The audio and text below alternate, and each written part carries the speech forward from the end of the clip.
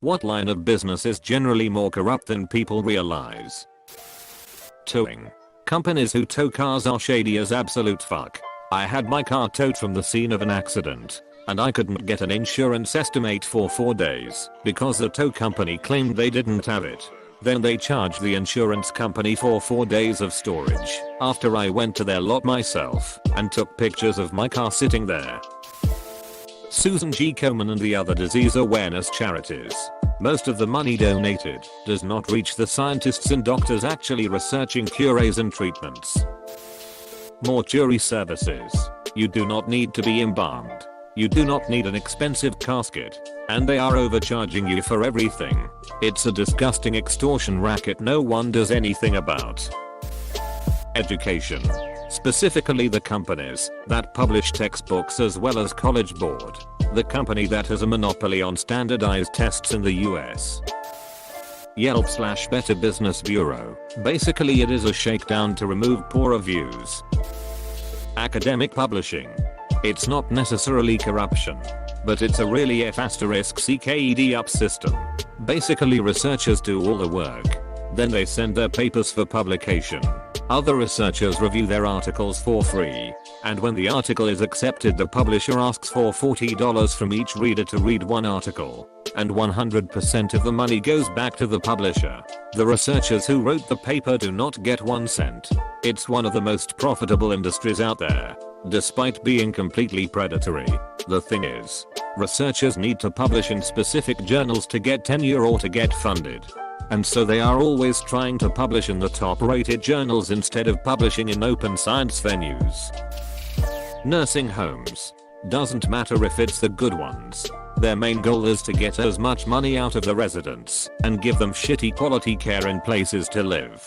Recently a sweet lady I knew passed away and her family was forced to go in and remove her stuff the day she died because this shitty place were now charging them by the day. Autism speaks. Fuck autism speaks. In my country, police are some of the most corrupt government servants.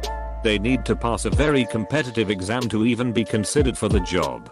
They need to pay bribes to the police recruitment board to get into the force. After passing the exam, they need to pay bribes to the placement board after training and compulsory rural service to get a posting to an area of their choice. They need to keep ministers, politicians, local gangs protected to keep earning extra money. After this, they expect you to pay at least $100 for every time they stop you in traffic. They are arrogant AF. They have to work 12 hours a day and will take out their frustration on any common man who tries to get help from them. They will normally list stolen mobiles as lost so that they do not have to investigate and the crime stats remain in check. They normally, but reluctantly help anyone who is well connected or can pay them something extra to do their job. They do not care about the common man and believe that the laws exist only so that they can extort more money from the tax-paying citizens. Their motto is to wring the last buck out of the common man, terrorize the population, help only the rich and powerful, while not paying heed to the citizens' call for help. They are the Indian police. I believe most of the above rant will apply to many other countries/states' police. Mega churches in the US. These guys are stealing money hand over fist through the use of flashy sermons and trumped up versions of how the Bible actually works. Not to mention the fact that most of the donations they receive help the people that own the church pay for private jets and mansions. Even if there's a catastrophe in their neighborhood they can't be bothered to send some money their way. After that last tornado in Missouri a local mega church didn't donate a dime. Meanwhile a local casino donated a large sum of money to the victims. It helped from chain companies. Pretty much just Best Buy at this point, but they gouge on their services, or at least did several years ago when I last looked. They'll charge you. Not only do they overcharge for their services, but usually will go over the estimated time for the repair. The reason for them taking so long is that there is usually only one person in the Geek Squad who can actually do repairs, and all the other people are more or less cashiers with maybe some minor troubleshooting experience. This is also why they send so many things out for repairs instead of doing them in store. You should just take it to a local computer repair shop instead. They will probably do it for half the price and half the time. and will probably give you some recommendations on how to prevent thieving issues in the future. I feel like only 5% of crypto related businesses are ever actually legit. Like, people know there's a lot of sketchiness in that industry. I've just seen so many invest craploads in it anyway and wind up massively screwed. E.g. Mount, Garks, Quadriga, etc. Close bracket. Then they have basically zero recourse because crypto is decentralized and therefore incredibly difficult to trace for law enforcement. Real estate, the most corrupt line. That's how you hide your black money. Pest control. You can buy almost every single thing we use yourself online without a license. For the price you pay for one service you can get enough stuff to do it yourself for years. Also, almost all major companies now will spray the outside only if you aren't there because we're required to complete a certain number of jobs a day. So if you never confirm the appointment we made for you that you never even knew about, guess what? You're still getting sprayed. Auto mechanics. There are plenty of honest shops out there, but there are also lots of places that won't think twice about charging for unnecessary repairs. And even for work they haven't actually done. Make sure you're going to someone you know you can trust.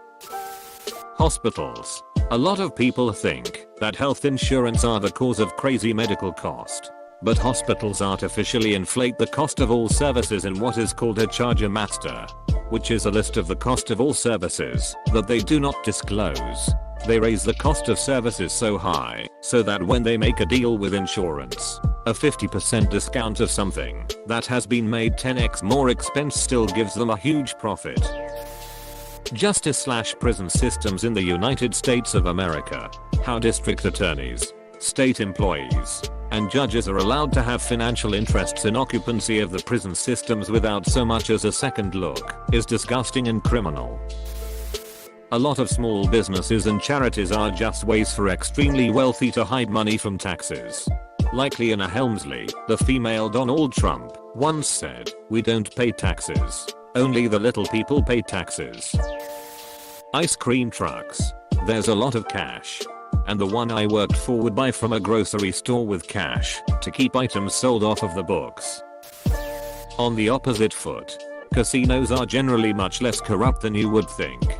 There is so much regulation and the threat of losing a license is a big deal. Pink ribbon breast cancer charities. Look at how well and where it's marketed. It's huge. No cure. And when my wife had breast cancer they helped Mill. I'm sure the CEO and higher ups are making good money. It's business in disguise. Hiring temp employees. Besides the low pay and zero respect there is also the health insurance scams. I had an agency charge me $8,000 per year automatically for a health insurance package that only covered $5,000 after my initial upfront costs of $5,000. In short I had to pay $13,000 just to get $5,000 worth of coverage, which was of course denied claiming a pre-existing condition. Being hit by a car is pre-existing, apparently. Biomedical research.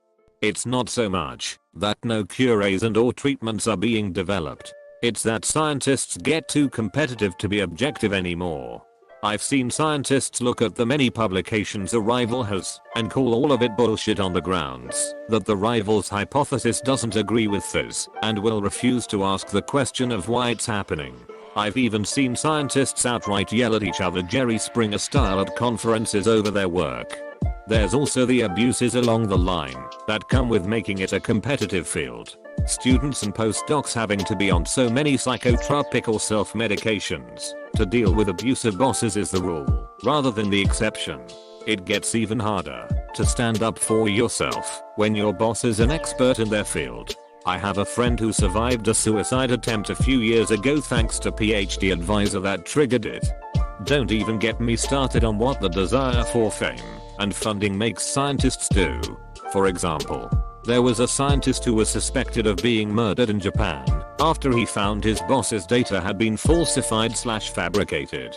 They found a suicide note, but the facts surrounding the suicide made it highly unlikely that it was, considering that they found sodium azide in the victim's system, which is very painful and slow way to die. If anyone wants more details, please comment.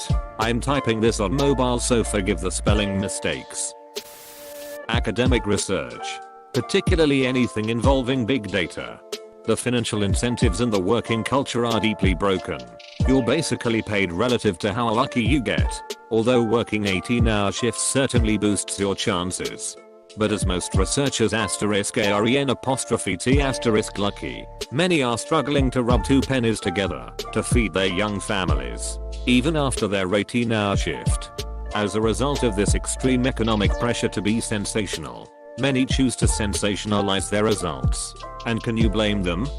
As a result, a lot of what gets published these days is someone's opinion, backed up by very misleading statistics, with one or two layers of plausible deniability thrown in, important data missing, necessary resources for application are patented, rotating labor force where the person who did that left 6 months ago, etc, etc. In recent years, grant awarding bodies have done the absolute worst thing to combat this: incentivize researchers to publish sooner. The theory goes that there's less incentive to lie if it isn't 10 years of research riding on a hypothesis, but only 2 or 4. But in reality, the shitty scientists who are lazy with their methodologies always have the upper hand in terms of speed when contrasted to the methodical, careful, honest researcher. The entire incentive structure needs to be revamped. But of course the motivation for that needs to come from within, which it never will.